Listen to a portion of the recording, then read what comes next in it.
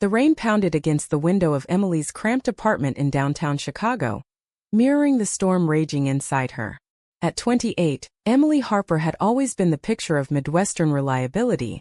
Straight-A student turned corporate accountant, dutiful daughter to her conservative parents in the suburbs. But tonight, as she clutched the phone, her voice trembling, she shattered that illusion. "Mom, I need to tell you something. I'm in love with Sarah." The line went dead silent, then exploded with her mother's gasp, a sound that cut deeper than any knife.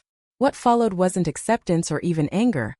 It was a calculated disownment, her father declaring over speakerphone that she was no longer welcome at family gatherings, effectively erasing her from their lives in one brutal conversation. Emily slumped onto her worn couch, the weight of her confession crushing her.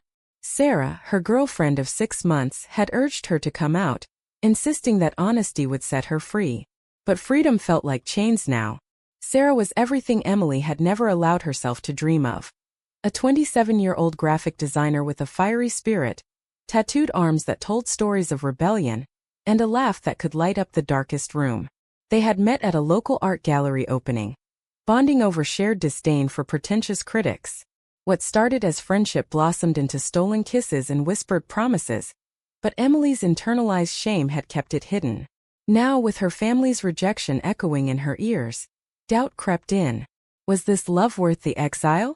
The next morning, Emily dragged herself to work at the bustling firm on Michigan Avenue. Her boss, a no-nonsense woman in her 50s, noticed the dark circles under her eyes but said nothing. Professionalism demanded silence on personal matters. During lunch, Emily scrolled through her phone, avoiding calls from her sister, Mia, who at 22 was still living at home and blissfully unaware of the family rift. A text from Sarah popped up. "How did it go? I'm here for you." Emily's fingers hovered over the keyboard, torn between relief and resentment. Why had Sarah pushed so hard?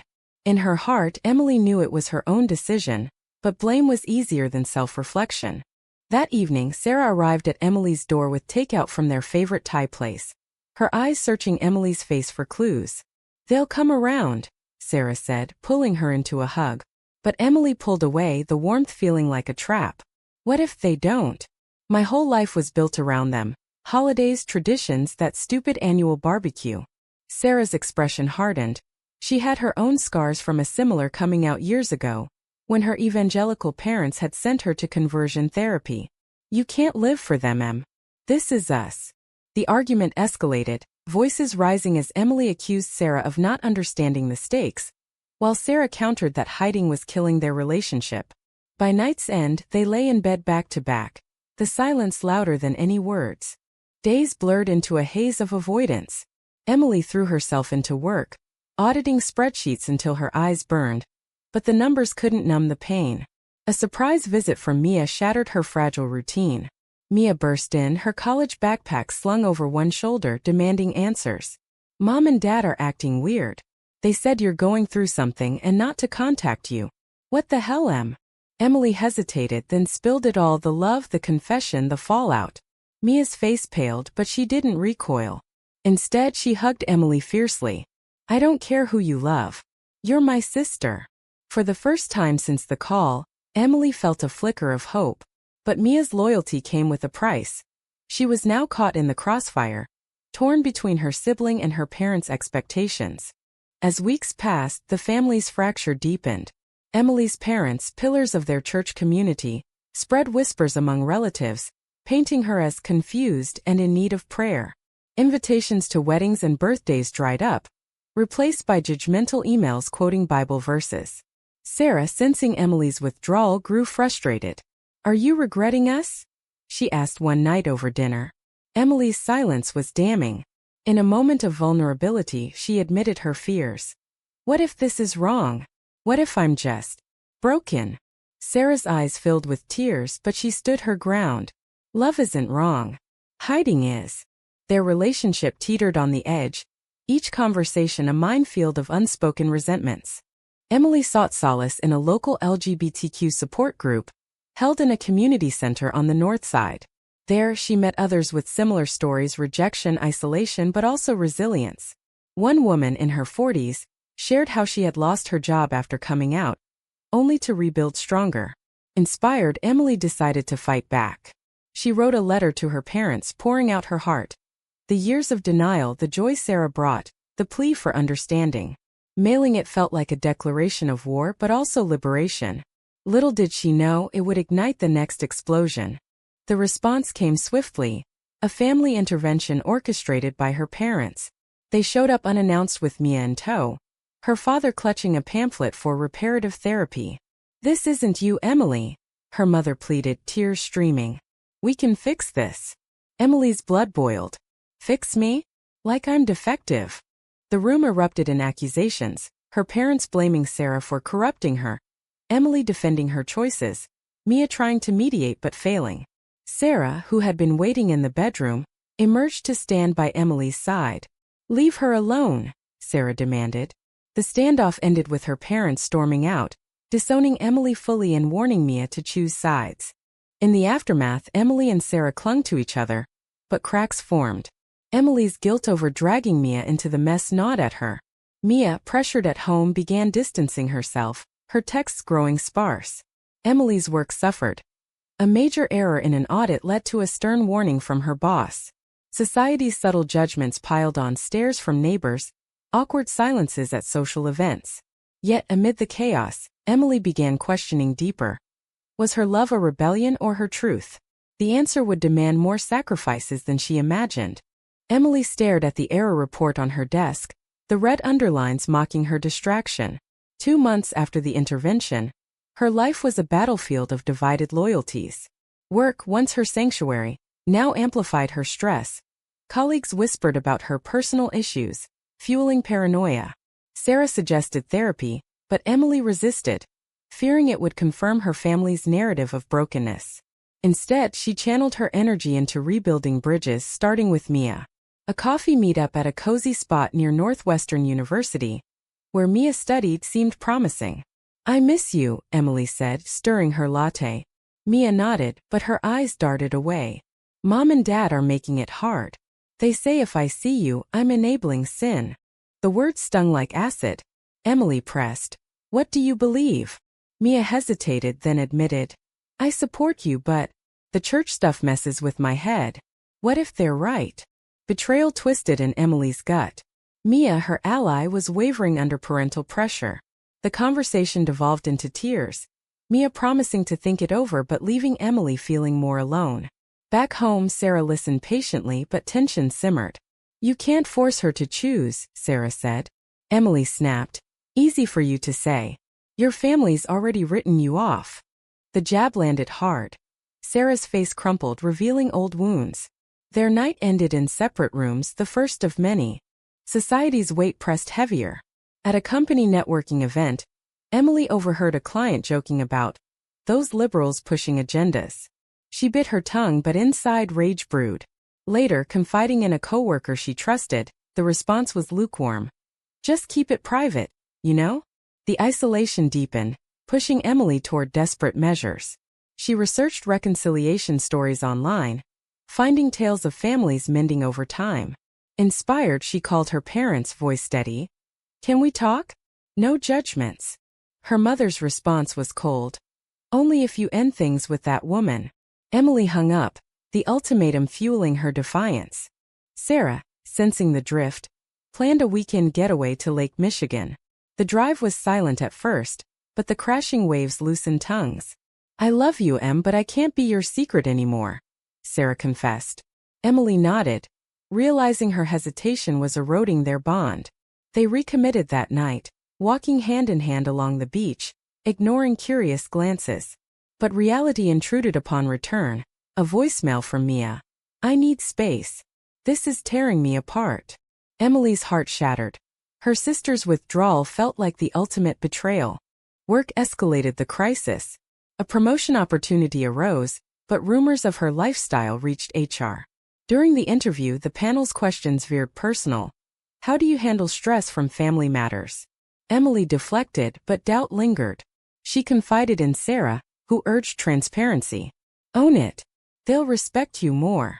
Emily took the leap, mentioning her relationship casually.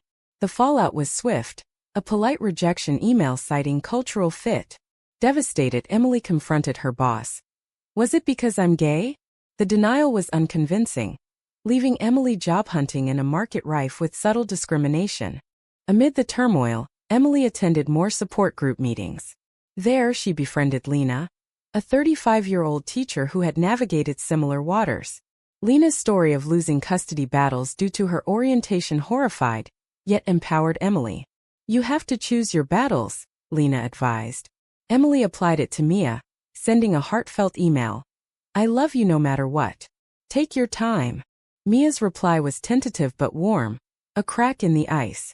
The turning point came at a family cousin's wedding in the suburbs. Emily crashed it uninvited, determined to face her parents. Security nearly escorted her out, but Mia intervened, pulling her aside. What are you doing? Mia hissed. Emily pleaded. I need them to see me. The confrontation unfolded in the parking lot, her parents arriving, faces thunderous. You're not family anymore, her father barked. Emily stood tall. Family isn't conditional. Sarah, waiting in the car, joined her, linking arms in solidarity. The scene drew relatives' stares, amplifying the drama. Her parents' response was vicious. They threatened to cut off Mia's tuition if she associated with Emily. Mia, cornered, chose self-preservation. I'm sorry, Em. I can't lose everything. The betrayal hit like a freight train. Emily drove home in tears, Sarah consoling her. But doubt seeded. Was pursuing this love worth dismantling her sister's future? That night, arguments flared again. Maybe we should take a break, Emily suggested through sobs. Sarah recoiled. Is that what you want? The question hung unanswered, as Emily grappled with the moral quagmire. In the following weeks, Emily's inner conflict intensified. She journaled furiously, weighing pros and cons, love versus legacy, self versus society. A chance encounter with an old high school friend, now a pastor, added fuel. He offered guidance, subtly condemning her choices. Emily rejected it, but seeds of self-doubt sprouted. Sarah, feeling sidelined, confided in a friend about their troubles, unaware the friend would gossip back to mutual acquaintances. Word reached Emily. Sarah was considering moving on. Confrontation ensued. How could you? Emily yelled. Sarah defended. I need support too. The fight exposed raw vulnerabilities, pushing them to the brink. As the pressure mounted, Emily faced a pivotal decision. Fight for her family or fully embrace her life with Sarah. The choice loomed, promising more pain either way. Emily paced her apartment, the clock ticking like a bomb. 3 months post-wedding crash, her world had contracted to survival mode. Jobless after the rejection, she freelanced from home, scraping by on savings. Sarah's patience wore thin. Their break had stretched into a limbo of sporadic texts and avoided calls. Emily missed her fiercely, but pride and fear kept her distant. Mia's silence was deafening. A void filled with imagined scenarios of her thriving without the family drama. Society's barbs continued.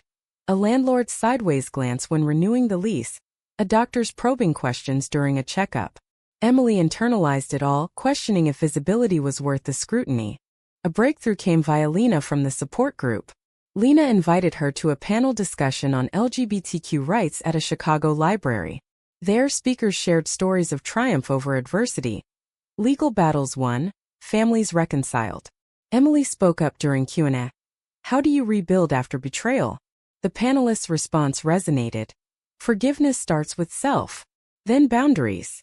Inspired, Emily reached out to Sarah. They met at a neutral coffee shop, the air thick with unspoken regrets. I pushed too hard, Sarah admitted. Emily nodded.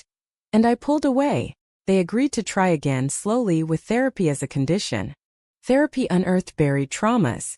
In sessions with Dr. Ramirez, a kind Latina woman in her 40s, Emily dissected her upbringing, strict Catholic values clashing with her identity. Your parents' love is conditional, Dr. Ramirez noted. Yours doesn't have to be. Sarah shared her conversion therapy horrors, fostering empathy. Progress was halting, interrupted by real-world intrusions. A call from her mother. Mia's engaged. Don't come to the announcement. The exclusion reignited fury. Emily confided in Dr. Ramirez. Should I crash it too? The advice was measured. Confrontation without strategy is destruction. Emily chose strategy. She wrote Mia a letter, hand-delivered via a mutual friend. Congrats on the engagement. I love you. Let's talk. Mia responded days later, agreeing to meet secretly at a park. Under blooming cherry trees, Mia confessed, I miss you but Dad's threats. Tuition my future. Emily empathized. I get it. But choosing fear over family? That's their playbook. Mia teared up. What if I lose everything for supporting you? The moral dilemma hung heavy. Loyalty versus self-interest. Emily left her with a hug and a challenge. Decide what's right, not easy. Back with Sarah, tensions resurfaced. Sarah's job promotion required relocation to New York. Come with me, she pleaded. Emily hesitated. What about my family here? The argument exposed core conflicts. Sarah's forward momentum versus Emily's anchored past. You're still letting them control you, Sarah accused. Emily countered. And you're running from yours. The standoff led to another separation, this time initiated by Sarah. I need someone all in. Emily watched her pack, heartbreaking. Realizing her indecision was a betrayal in itself. Isolation peaked. Emily volunteered at an LGBTQ youth center, mentoring teens facing similar struggles. One girl, 17 and homeless after coming out, mirrored Emily's fears. How do you survive the hate? The girl asked. Emily's answer was honest. One day at a time with people who lift you. It reignited her resolve. She applied for jobs aggressively, landing an interview at a progressive firm. During it, she owned her story. My experiences have built resilience. Impressed, they offered the position. A victory amid losses. But victories came costly. News of Mia's engagement party reached Emily via social media exclusions. Hurt turned to action. She showed up uninvited, dressed sharply, ready for war. The backyard buzzed with relatives. Her entrance silenced it. Her parents confronted her. Leave now. Emily stood firm. Not until you hear me. Mia, flanked by her fiancé, intervened. Let her stay. The evening devolved into debates, Bible quotes versus personal truths. A uncle sided with Emily. Love is love. Cracks in the family's united front appeared. Post-party, Mia called. That was brave. But Dad's furious, he's cutting me off. Guilt crashed over Emily. Had her defiance cost Mia's security? The moral weight pressed. Was forcing change ethical if it harmed innocence? Emily confided in Lena, who shared her own regret. I lost my sister to this fight. Weigh the costs. Emily pondered, deciding to back off for now. Reuniting with Sarah proved thornier. Sarah had dated casually in New York, confessing over a video call. It meant nothing. Emily felt betrayed. You moved on that fast? Trust fractured, they argued across miles. Sarah returned to Chicago for closure. I love you, but this cycle. It's toxic. Emily begged. Give us one more chance. Reluctantly, Sarah agreed, but conditions loomed, full commitment or nothing. As therapy intensified, Emily confronted her moral ambiguities. Am I selfish for pursuing this? She asked Dr. Ramirez. The response. Self-care isn't selfish, but ignoring collateral damage is. Emily reached out to her parents one last time via email. I choose happiness. I hope you can too. No reply came, solidifying the divide. The climax built. Mia's wedding approached, invitations absent for Emily. Rumors swirled of disinvites for supporters. Emily faced the ultimate choice. Attend and disrupt, or stay away and concede. Emily stood outside the wedding venue. A quaint chapel in the Illinois countryside, her hands trembling. For months after Sarah's return, their relationship hung by a thread. Therapy helped, but old wounds reopened easily. Mia's wedding day symbolized the family's final stand. Invitees sworn to silence on the issue. Emily had debated attending for weeks, weighing disruption against absence. Sarah urged caution. Don't burn it all down. But Emily's resolve hardened. Silence equaled complicity in her erasure. She entered quietly, slipping into a back pew. Whispers rippled as relatives spotted her. The ceremony proceeded, Mia radiant in white, exchanging vows with her fiancé, a kind engineer oblivious to the undercurrents. Post-vows at the reception, confrontation erupted. Her father approached. You weren't invited. Emily replied calmly. Family doesn't need invitations.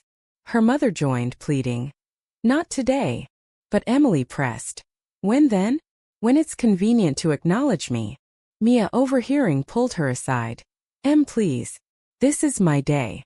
Tears welled. And my life is every day. The scene drew a crowd. Relatives divided, some supportive, others hostile. An aunt defended Emily. She's blood. Her father exploded. Not if she chooses sin. The argument escalated, spilling into toasts interrupted by shouts. Mia's fiancé stepped in. Enough. Emily, stay or go, but no more drama. Humiliated, Emily left, Sarah waiting outside. In the car, sobs racked her. I ruined her wedding. Sarah consoled. You stood up. That's strength. Fallout was swift. Mia honeymooned amid family gossip. Upon return, she cut contact fully. You crossed a line, her text read. Emily's parents filed for no contact, citing harassment. Society amplified the pain. Local news picked up the family feud. Anonymized but recognizable, drawing online trolls. Emily's new job suffered. Clients Googled her, questioning professionalism. She confided in Dr. Ramirez. Was it worth it? The therapist probed. What did you gain? Emily reflected, visibility, but at what price? Sarah's support wavered under strain. I can't keep fighting your battles, she said during a heated dinner. Emily accused. You pushed me to come out. Sarah countered. And you blame me for the consequences? The fight led to Sarah packing again. I need space. Alone, Emily spiraled, questioning every decision. Mentoring at the youth center grounded her. The teen's resilience reminded her of stakes beyond personal drama. Reconciliation attempts faltered. Emily sent Mia an apology gift. A necklace from their childhood. Returned unopened. Her parents ignored outreach. Lena advised. Sometimes family is chosen. Emily leaned into her community. Attending pride events, finding solidarity. A speaking opportunity arose. Sharing her story at a conference. Nervous, she accepted. Detailing betrayals and awakenings. The audience's applause healed some scars. Sarah returned weeks later apologetic. I ran scared. They rebuilt cautiously, setting boundaries. No more family interference in their dynamic. But trust mended slowly. Sarah's brief fling lingered as a shadow.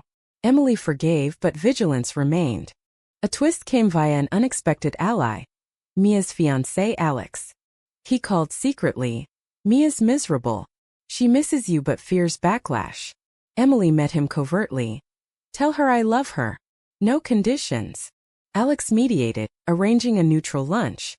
At the diner, Mia arrived guarded. Why did you come to the wedding? Emily explained. To show I'm not ashamed. Mia softened. I am of how I've treated you.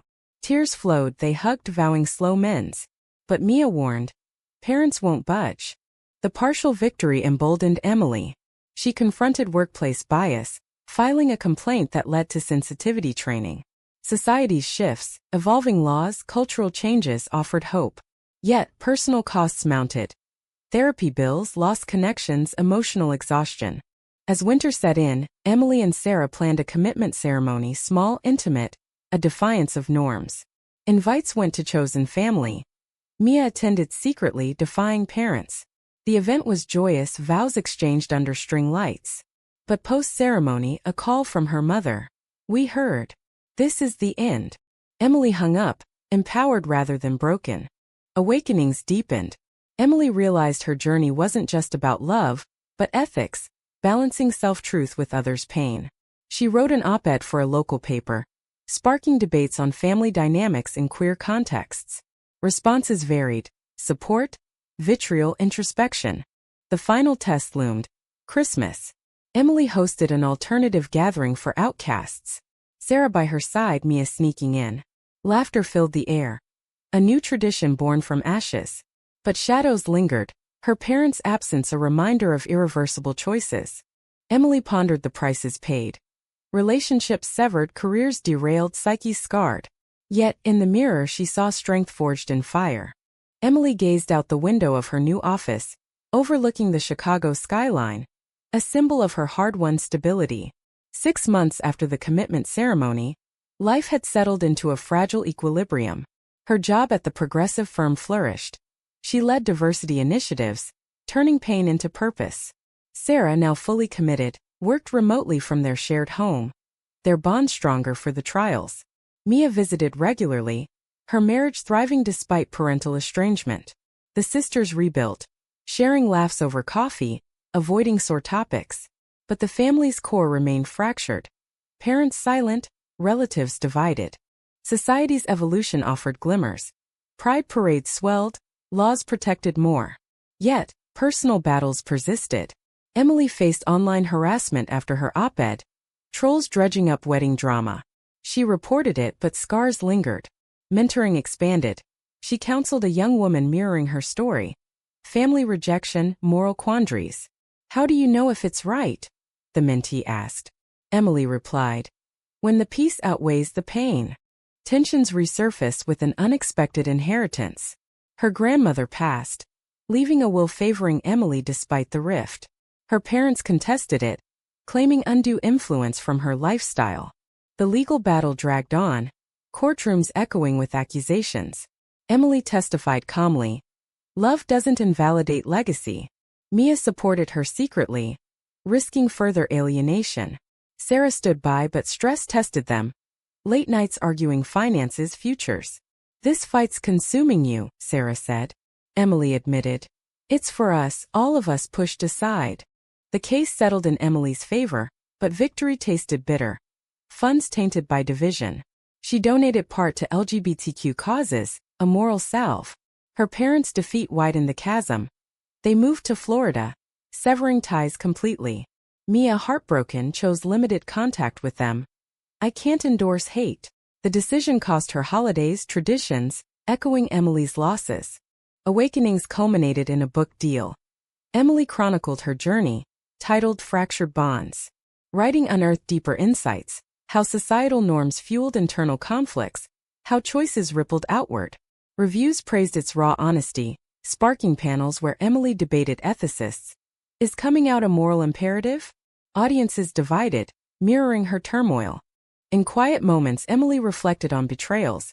Her own hesitations, Sarah's fling, Mia's wavers, parents' rejections. Each carried prices, trust eroded, innocence lost, resilience gained. Sarah proposed formal marriage when laws allowed. Let's make it official.